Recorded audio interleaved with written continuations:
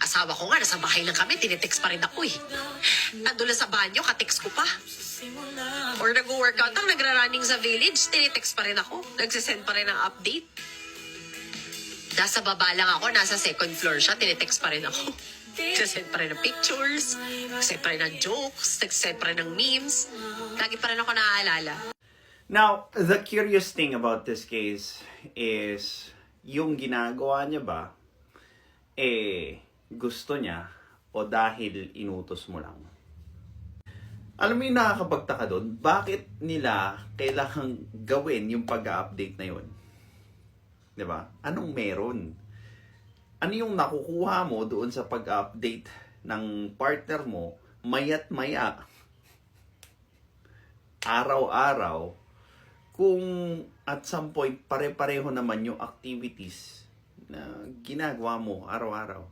Now, yung pag-update ba na pinapagawa sa'yo or nire-require sa'yo ng partner mo is really for them to know that you are safe or for their insecurities to shut up.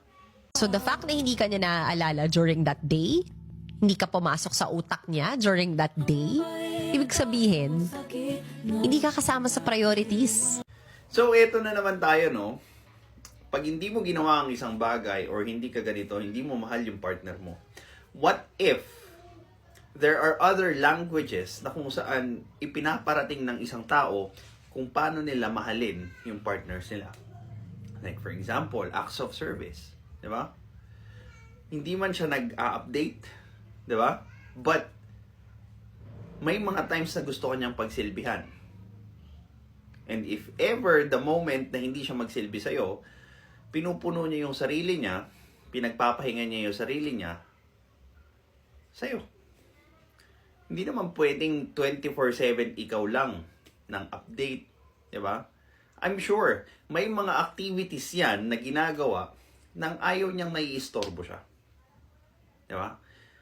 At least man lang he can be lost in that kind of activity, scenario, hobbies, without even having the worry na, pag di ako nakapag-update, away malala na naman to. Kasi parati nating nilalagyan ng hindi magandang meaning yung actions ng partners natin, lalo na pag hindi napasok doon sa standards natin. And yung standards naman na ginugusto natin is not really coming out of what's the reality. Or, let's say, kung ano ba talaga yung itinatakbo ng isang maayos na relasyon. Yung ganong klaseng bagay, those are for people who cannot help but think na nawawala yung pagiging special nila dahil lang sa, di ako ina-update. Diba? Dahil sa hindi nasusunod yung gusto nilang pamamaraan doon sa relasyon.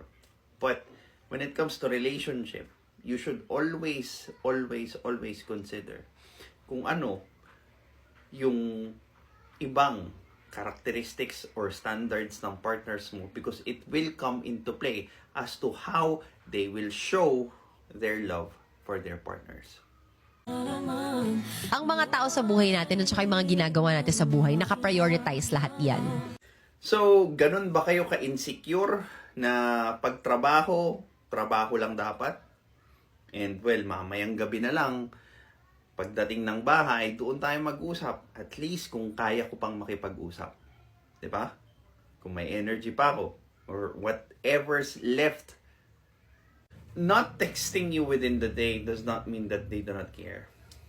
They just have a different way of doing things para ma-translate nila yung bagay na ginagawa nila into a much more closer form ng kung paano nyo maiintindihan yung pagmamahal.